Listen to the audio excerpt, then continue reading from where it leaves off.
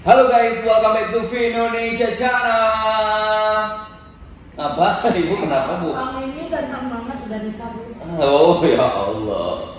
Pertanyaan-pertanyaan yang satu ini. Jadi kali ini kita ada bintang tamu kita yaitu Nina Arma. Nina sudah 10.000 kan. Jadi Instagramnya guys sudah 10.000 followers. No beli-beli, tapi ngomisi. Apa bu Instagramnya bu boleh dipromo? Nina Arma jadi biar menuju 20.000. Lagi ada promo katanya. Iya, jadi sampai 31 Oktober free alias gratis endorse untuk produk apa saja kecuali pebulu, pelebat, pembesar, pengencang, peninggi, pemendek, pemutih. Nah, ini bantang saya ini. Nah, selain itu mau produk makanan, UMKM semuanya free endorse sampai 31 Oktober. Mau di feed, mau di instastory gratis. Luar biasa loh ya. Tapi tadi kamu nanya apa? Udah nikah. Udah nikah. Nah, so jadi kali ini ngomong-ngomong pertanyaan-pertanyaan yang bisa bikin kita langsung drop atau bad mood gitu ya. Ya. Jadi kali ini kita bakal bahas ada 10 pertanyaan yang masuk dalam kategori toxic question.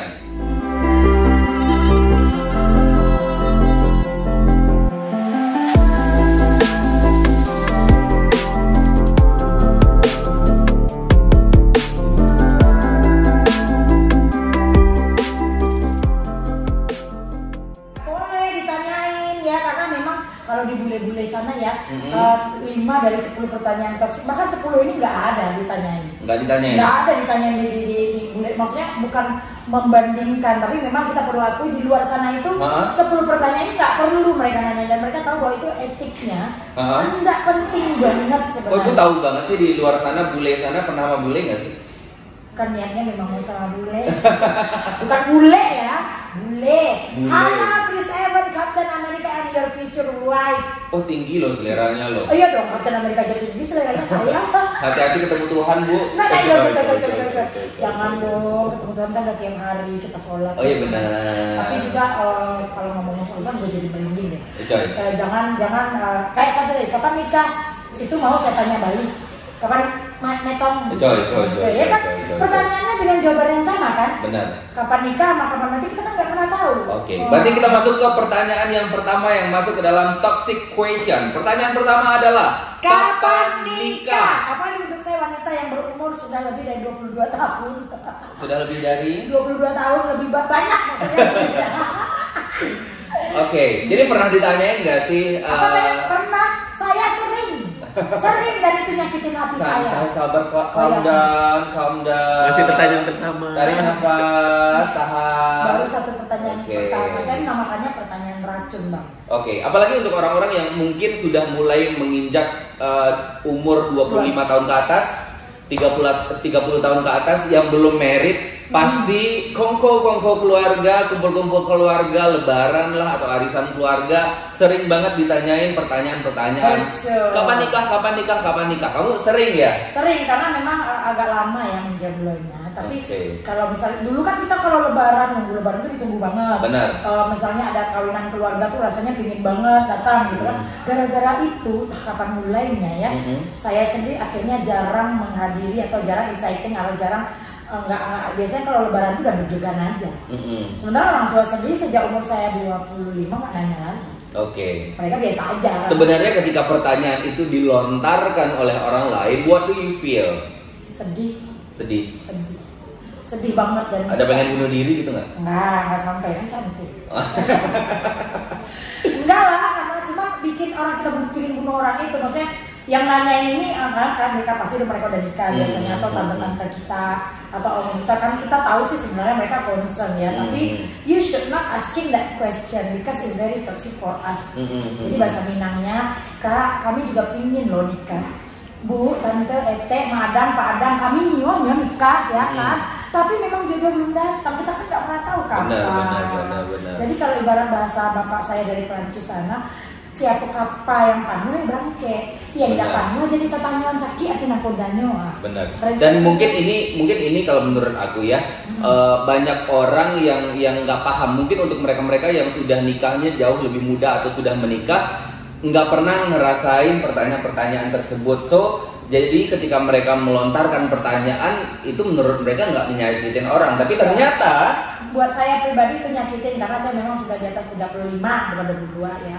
Di atas lagi 35 dan mau saya sebutin di sini nggak Bu umurnya Bu? Nggak usah.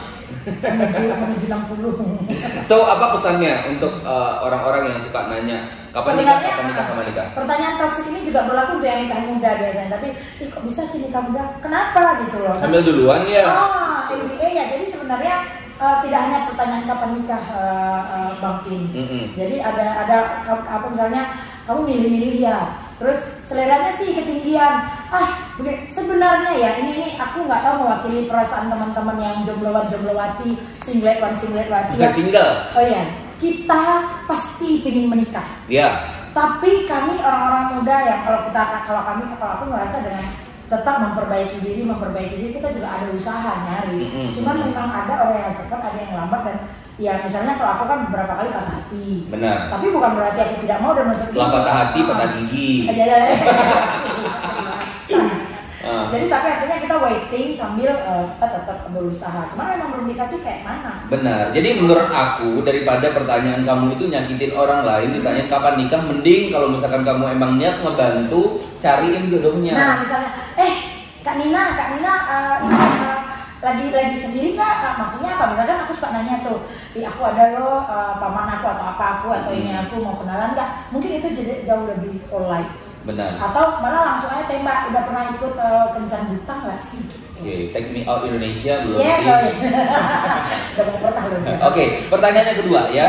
Udah selesai, karena kapan nikah ini agak banyak. Jadi saya punya pesan ya kan. Untuk yang kapan nikah ini paling beracun. Kenapa aku kasih itu yang nomor 1 paling beracun? Karena yang tertinggal adalah kesedihan kami.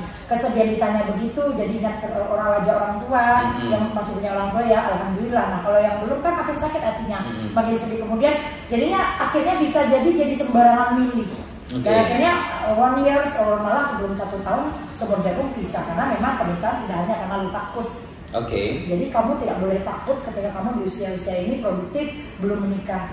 Kalau aku sih pinginnya jatuh cinta, memang punya keinginan yang sama berdua, satu visi misi gitu loh. Dan ya udah mau dari bawah atau dari tengah juga nggak apa-apa kita. So berarti banyak juga ternyata orang-orang yang nikah karena takut mendengarkan kapan nikah, udah deh nikah aja deh gitu ya. Bukan karena emang benar-benar kesiapan hati dan kesiapan mental. Buktinya di Indonesia angka perceraian tinggi. Iya, saya lihat itu makanya saya ini salah satu takut banget. Jadi makanya kalau bilang pilih-pilih, ya saya harus milih-milih karena dengan orang itulah saya akan menghabiskan sisa hidup saya berdedikasi untuk agama. Walaupun sisanya tinggal dikit. Insya Allah sih panjang ya. Jadi memilih ini bukan memilih yang kayak ketinggian tadi nggak Kapten Amerika juga. Paling ya Hyun Bin atau Gong Yoo sama aja. Pertanyaan selanjutnya. Pertanyaan kedua. Kalau orang yang udah menikah nih. Benar. Udah menikah, habis itu yang lainnya ada yang cepet banget dikaruniai si buah hati, ya kan? Nah, banyak yang nanya juga, kok belum punya anak sih? Udah 1 tahun, 2 tahun. Pasti itu sering banget ya. Tapi ternyata aku juga punya teman beberapa yang sering curhat juga gitu ya. Ternyata mereka yang sudah nikah dalam waktu 1 tahun, 2 tahun, 3 tahun belum punya anak, ketika diberikan pertanyaan kok belum punya anak sih, mereka sedih loh ternyata. Yes, sama dengan yang di pertanyaan pertama tadi. Pertanyaan racun kedua adalah kapan punya anak? You should not asking that stupid question. Karena mereka juga mempertanyakan itu every day after mereka menikah. Benar. Ya, apalagi dan tahu kan agak berat daripada pertanyaan pertama kapan nikah, mereka punya pemikiran yang bisa nyakitin diri sendiri. Jangan-jangan aku sakit, jangan-jangan aku ada apa-apa. Padahal udah dibikin tiap malam loh. Nah ya, itu siapa? Karena gini, karena untuk orang-orang yang mungkin setelah menikah langsung punya anak begitu ya, mungkin mereka happy aja dan langsung melontarkan. Biasanya yang melontarkan itu adalah mereka-mereka yang gampang Allah memberikan titipan kepada mereka dalam bentuk anak ya. Nah, mereka akan gampang sekali ngomong, kok belum punya anak sih? Oh, nggak pandai ya? Oh, nggak ngerti ya? Atau mau diajarin gitu loh. Kalau aku sih kebiasaan karena aku juga punya teman-teman yang menikah dan beberapa lama, tapi aku tidak akan pernah bertanya punya anak. Tapi aku gantinya dengan doa aja. sayang apa kabar? Iya, udah berapa lama ya kita nggak ketemu sejak nikah lah, udah 7 tahun. Kata ya Allah, sehat-sehat, happy kan, happy. Pokoknya bahagia terus dan mudah-mudahan langsung dapat kembar ya. Jadi aku kasih yang baik-baik kalau memang itu dekat banget. Tapi kalau nggak dekat, aku tidak akan pernah bertanya. Karena nyakit ke mereka dan bisa jadi itu sumber dari penderitaan mereka, kita nggak pernah tahu. Benar. So kalau misalkan buat kamu yang mungkin pernah terlontarkan pertanyaan tersebut, kalau misalkan udah nonton video ini, kita berharapnya sih jangan pernah tanyakan pertanyaan tersebut. Yes, paling kalau memang mau doain aja pas dia ulang tahun. Semoga di ulang tahun yang kesekian atau di anniversary segera dapat buah hati yang cantik dan ganteng dari Allah Subhanahu Wa Taala. Kalau bisa langsung kembar 3, amin. Itu mereka lebih bahagia. Aku udah nanya. Jadi jangan ditanya. No. Toxic question yang ketiga. Ini ke fisik. Aku juga sering digituin bos kan. Kamu mah ganteng begini ya kan? Kok gendutan sekarang? Hey! Emang kenapa? Kalau aku punya apa namanya? Kamu jangan kaget gue. Aku punya yang namanya kalimat-kalimat yang aku pakai ini dari waktu itu kalau nggak salah dari salah satu brand terkenal. Biarlah gendut asal sehat dan tidak jahat. Itu brand lo sendiri, sendiri. Iya. Kenapa? Gini loh, kalau lu nanya kok gendutan sih? Ya, pernah dikasih pertanyaan itu nggak? Pernah lah waktu kemarin dari 40 lebih ada rata-rata 45 berarti. Terus aku naik jadi umur langsung buka kan hidung aku begini bang. Jadi kayak gini langsung kan kayak naik ya hidungnya. Naik hidungnya lobang aja terus. Kok gendutin cabai ya? Apa tuh cabai cemban? Dan itu memang tidak sepenyakitnya pertanyaan pertama, tapi jadi bikin kita tersiksa. Aku juga sering loh Bu akhir-akhir ini. Kan nggak dibilang cembabi. Kan apa? Cembabi. Kan aku sejak pandemi naik badan juga kan. Sering dikasih pertanyaan, kok gendutan sih? Ya itu ngefek loh. Ngefeknya gimana? Moodnya Bu. Ya itulah yang terjadi. Aduh jadi gini. Benar. Emang kenapa kalau gua gendutan? Emang kenapa kalau lu gendutan? Aku harusnya kan. Cuman kita kan bukan orang kejam kayak itu. Ngefek nggak? Misalkan nih, dandannya kita rasanya pergi ke tongkrongan udah paling oke, udah paling keren, pakai bajunya paling bagus gitu ya.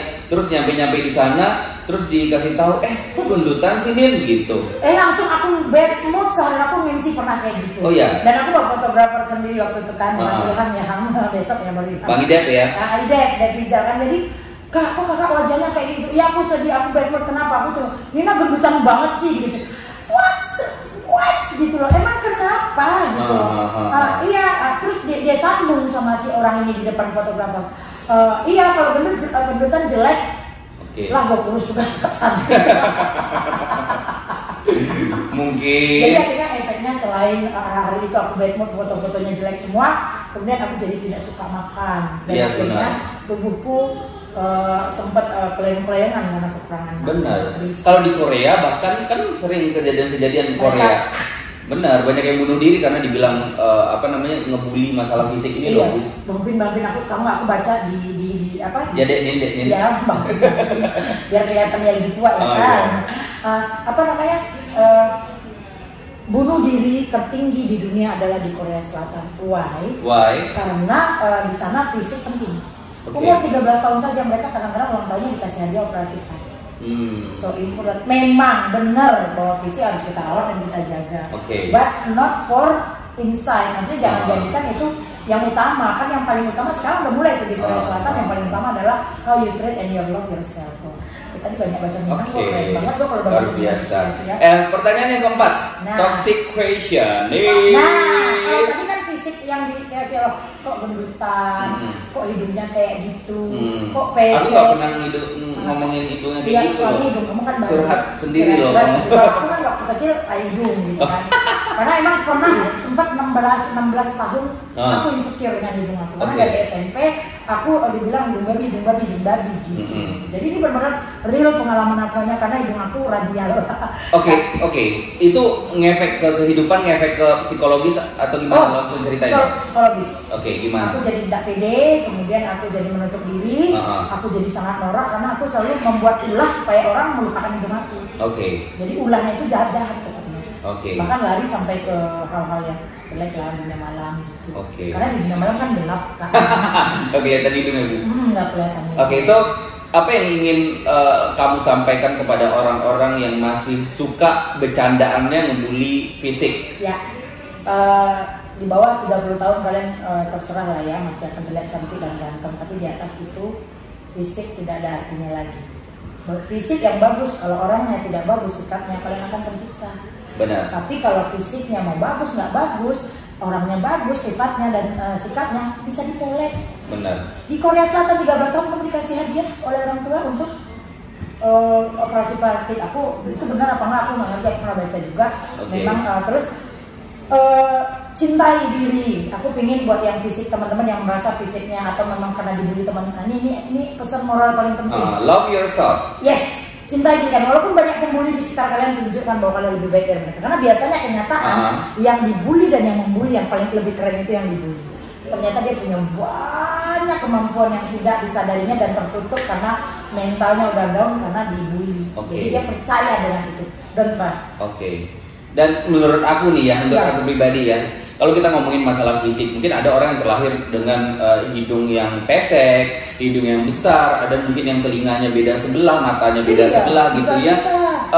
Kalau ditanya kepada orangnya, mereka pengen nggak sih begitu? Pasti jawabnya enggak. Karena itu sudah diberikan oleh Tuhan, ya. So bukan hak kita untuk membuli dan mempermasalahkan hal tersebut. Betul, menjadikan fisik sebagai kekurangan fisik sebagai bahan tertawaan. Kalau tertawa ya kalau dia ketawa, kalau dia nggak ketawa pulang-pulang dia pergi ke dukun santet habis loh. Ya kan? Tapi kadang-kadang banyak orang kalau misalkan ketika dibully di tongkrongan mereka kan happy aja tapi nggak pernah tahu apa di dalamnya ya enggak? Ini bang jadi bahan bulian bertahun-tahun. Dan you know what? Jika kamu mau jujur, aku jujur. Kalau dari 80% dari semua bulian itu aku pulang dengan sedih. Aku pulang dengan sedih. Tapi waktu dibully itu kamu ketawa, aku menjadi-jadi. Dan menjadi-jadi itu bisa dua, satu karena memang aku suka melakukannya, tapi lebih banyak aku menutupi kesedihanku. Karena mereka yang membuli aku tahu tidak akan peduli dengan perasaanku. Yang peduli dengan perasaanku adalah diri aku sendiri. Siap. Baik, selanjutnya kok jerawatan sih? Ini mirip-mirip ya. Kita nggak akan bahas yang panjang lebar. Kita akan ke poin selanjutnya yang kelima. Hitam banget sih. Jerawatan hitam agak-agak serangkai. Mirip, cuman aku pengen kasih tips. Apapun fisik lo, mau warnanya apapun, ya your skin color. Kalau jerawat itu kan bisa hormon, bisa ini, intinya sih kita bersih aja. Rawat diri kita, mau kayak manapun tubuh kita, yang penting itu kita rawat dengan penuh cinta dan kasih sayang. Biasanya di pra remaja ke dewasa udah belum baik. Aku juga jerawatan karena kalau pulang-pulang kerja lupa bersihin muka. Benar. Tapi menurut aku yang paling penting juga nih ya, dan nggak tahu correction when I'm wrong. Udah keren nggak gue bahasa Inggrisnya? Jadi gini, menurut aku yang setahun 2 tahun ini, ada telepon, job masuk ya. Sebentar ya, aku angkat 10.000 kan. Sayang sebentar kakak telepon lagi ya. Kamu di mana? Kak Nina telepon lagi, bentar lagi syuting nih. Udah. Sudah. Jadi ya guys, kalau menurut aku nih ya 10.000 kak. 10.000 kak. Jadi kalau menurut aku ini kita harus berdamai. Yang setahun kebelakangan aku dapat dapat pemahaman adalah kita harus berdamai dengan diri kita sendiri. Benar nggak? So kalau misalkan kita terlahir, misalnya aku terlahir dengan mata yang beda sebelah, aku terlahir dengan telinga yang beda sebelah, atau aku yang terlahir dengan hidung yang pesek, atau hidung yang hidung jambu, atau gimana? Let's say handicap lah. Jadi kita harus berdamai dengan diri kita sendiri. Jadi kadang-kadang orang yang tidak berdamai dengan dirinya sendiri, kadang-kadang akan gampang sekali baperan. Betul. Jadi kita harus berdamai dengan diri sendiri. Oh iya, ternyata memang bener nggak? Bener bang. Ternyata emang bener. Oh, aku terlahir memang gini. misalnya, mata aku beda sebelah. So what? Ketika kita sudah berdamai, kita sudah terima kekurangan kita, aku sih yakin kalau misalkan orang ngomong apa aja, itu bakal kita bawa ketawa aja, enggak sih? Jadi tenang aja, kekuranganmu itu tidak akan pernah selamanya jadi kekurangan. Buktinya, kata orang kita Chinese, hidung aku hidung naga, hidung gokil, dan alhamdulillah benar. Sampai hari ini abang ini saksinya rezeki, insya Allah terus. Benar. Sebentar lagi dikasih duit sama abangnya. Berikutnya, apalagi Bu? Kapan wisuda? Nyakitin. nyakitin. Jangan. Karena Benar. kita nggak, setiap mahasiswa perjuangannya beda-beda. Oke. Karena itu pelajaran mereka menjadi dewasa. Kita nggak tahu apa dia sambil kuliah dia sambil kerja. Mungkin Aku bilang gitu, Bu. Ya, orang tuanya mungkin sakit dan dia juga harus membiayai adiknya. Iya. Kita nggak pernah tahu apa yang terjadi di balik itu. Pertanyaan ini paling kalaupun boleh bertanya KPU Sada, misalnya sebuah kalimat motivasi. Udah semester berapa sayang? Misalnya, semester 10. Ya udah, kalau posisi sudah kabari ya. Oh, iya. Itu udah sebentuk Buruan ya. Buruan ya gitu. Jangan kan kapan Karena sih, sebenarnya pertanyaan-pertanyaan seperti itu udah banyak banget didengar dari Iya. orang lain sebelum kamu ya. Selanjutnya, Emang gaji berapa? gaji berapa? Itu sensitif loh kalau menurut aku. Sensitif banget. Ya. Sensitif banget. Apalagi untuk orang-orang yang gajinya let's say nggak terlalu banyak ya. Lu tanya aja ke anak sultan gajinya berapa. Ah, Tersinggung lagi mereka. Oke. Ya, jadi ini nggak perlu diterangin, udah tahu lah ya. Benar. Kemudian Apa yang lagi? ini agamanya apa? Coba kalau aku nggak pakai ini ya kan. Orang banyak itu mikirnya muka aku kan agak Sumatera Utara. Oke. Aku aslinya Jawa Minang. Mukanya Medan ya. Medan. Medan ya. Tapi ketika orang nanya agama, aku masih nggak tahu kenapa sensi. Karena dari situ rasaku sara gitu. Benar. Karenanya ada, kecuali ada acara misalnya ada pernikahan, kakak agamanya apa, ada mendoa. Tapi emang masih banyak ya zaman sekarang yang nanyain agamanya apa Ada gitu. beberapa. Ada. Oh iya benar. Jadi aku juga sering sama Mbak Nina ya kalau misalkan lagi acara-acara gitu kadang-kadang suka ada yang datang nanya, gerejanya di mana? Ya enggak? Gue. Ya kan? Iya, gerejanya di mana? Aku kadang-kadang kalau iseng kan suka jawab aja. Tapi akhirnya apa? Tapi itu sebenarnya kenapa tidak terlalu berat ya? Cuman itu nggak perlu lah kita tanyakan karena itu hak pribadi orang, karena hubungan vertikal dia dengan Tuhan. Betul ya. Terus? Pertanyaan selanjutnya yang termasuk dalam toxic question. Umur berapa sih Mbak? Umur berapa sih Mbak? Masih untung ditanya umur berapa sih Mbak. Kadang-kadang ditanya umur berapa sih Bang? Iya benar. Iya kan Bang? Kalau aku di abang kan langsung begini kan. 22 deh. Sebenarnya buat apa sih kalian? Punya abang besar deh. Iya. Buat apa kalian nanya umur? Karena aku kan rambutku dari SMP udah berubah. Oh dari SMP udah Dan berubah. itu di depan orang ramai. Umur kakak berapa sih kok udah ini? Udah lu panggil aja gua nenek. Jadi akhirnya aku udah berdamai dengan diriku. Ya udah aku hanya menjawab. Jadi menjawab kayak kadang-kadang aku jadi ikut meremehkan orang tersebut. Oke. Nah, terus Emang itu ganggu mood ya? Maksudnya kalau ditanyain umur berapa sih gitu ditanya. iya, karena biasanya ada ujungnya. Oh, udah tua. So, kenapa? Ketika udah tua aku nggak boleh bergaul dengan kalian yang muda gitu. Terus, nggak jadilah tadinya aku naksir kakak, tapi karena kakak udah tua dan itu nyakitin banget. Karena kalau lu 24, aku 29. Emang yang mati duluan aku? Coy, jangan ngomongin mati. Ya bener kan? Iya, Kita kan nggak tahu anak Iya. kecil mati, orang besar mati, orang gitu loh. Jadi kesannya orang tua ini nggak kayak hina gitu, kalau nggak. Jadi berumur itu keren.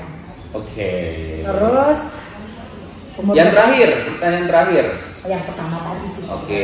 Ini masuk lagi, kita akan membahas yang pertama yaitu ngebully yang jomblo-jomblo. Jadi kalau misalkan di tongkrongan biasanya ada yang udah punya pacar, ada yang udah married gitu-gitu ya. Tapi juga pasti ada aja yang jomblo gitu. Nah biasanya yang jomblo inilah sebagai bahan bulian teman-temannya. Betul. Gitu. Kalau sekali-kali dan izin orangnya negoman. Jadi gini, apapun itu jenis bulian, misalnya, tapi mereka punya kalimat kalimat pembelaan. Kan bercandanya baper amat sih. Yang sayang denger ya. Dengar ya. Bercanda itu kalau si dia yang membuli dan dibully dua-duanya ketawa. Sekali boleh, 2 kali oke. Tapi 3 kali biasanya ketawanya ada gini. Apaan sih? Kalau salah satunya sudah tidak tertawa, mau yang membuli dan tidak yang dibully, itu namanya bukan bercanda, itu namanya menghina, merendahkan. Kamu mau keluarga kamu yang tidak beruntung direndah, yang tidak beruntung dapat jodoh, yang tidak beruntung dikasih fisik yang bagus, ini yang kulitnya hitam. Kalau kulit hitam aku tidak setuju, kenapa kulit hitam juga sebuah keindahan. Model-model kulit hitam keren-keren, sehat, keren, ya kan salah satunya aku 10.000 follower. Oke. Jadi pertanyaan aku terakhir, jomblo itu hina atau enggak? Jomblo hina kalau dia jomblo sambil ngebegal. Coy. Udah lalu jomblo lu ngebegal orang baru bisa, ya kan? Bercanda ya.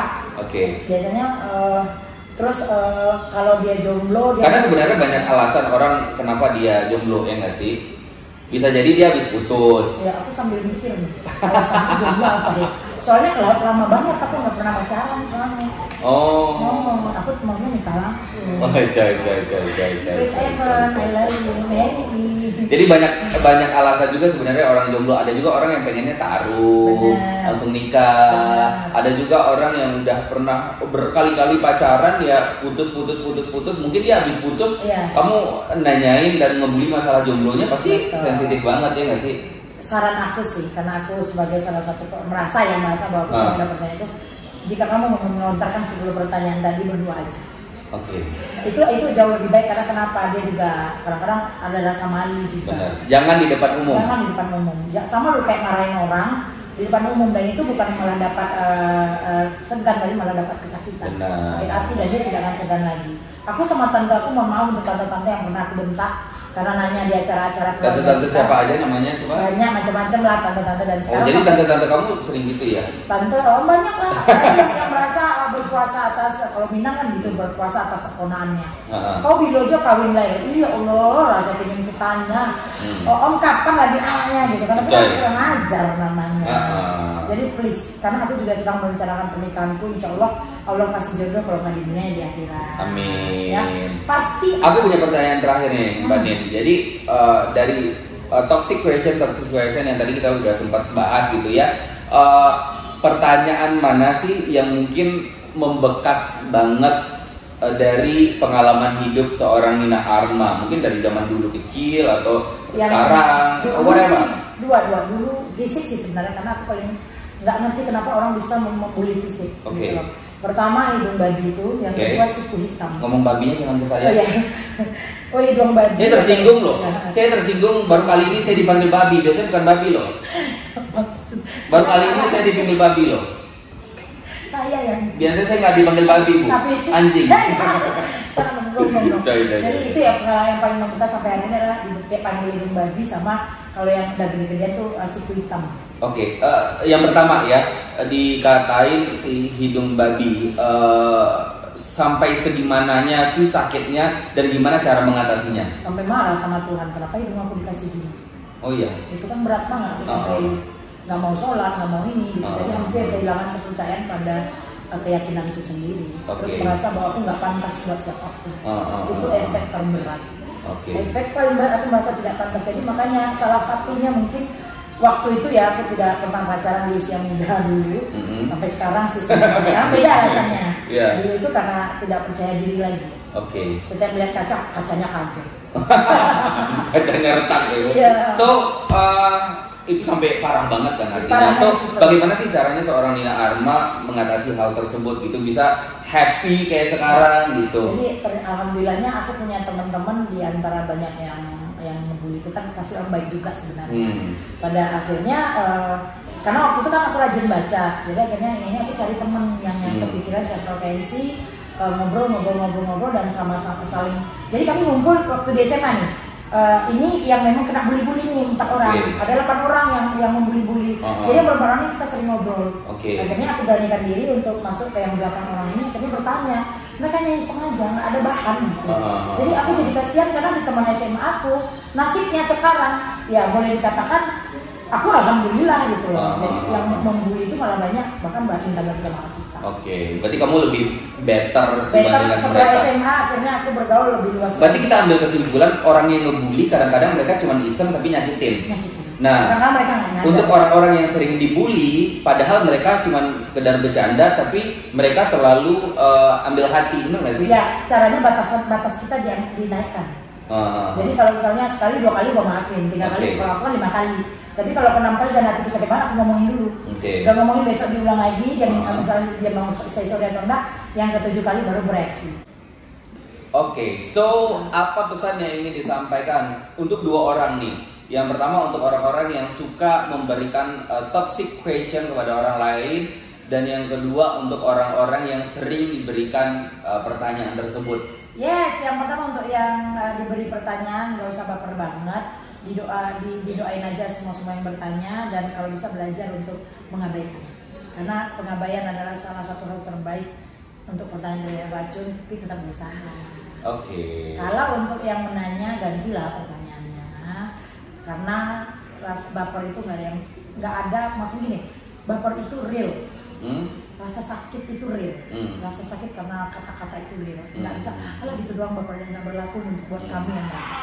Itu real. Berarti kita harus belajar berempati terhadap perasaan orang lain. Banget sih bahasanya, lucu banget ini. Sudah nikah? Cuma ada lagi. Ada lagi, pembunuh nih. Jangan dong.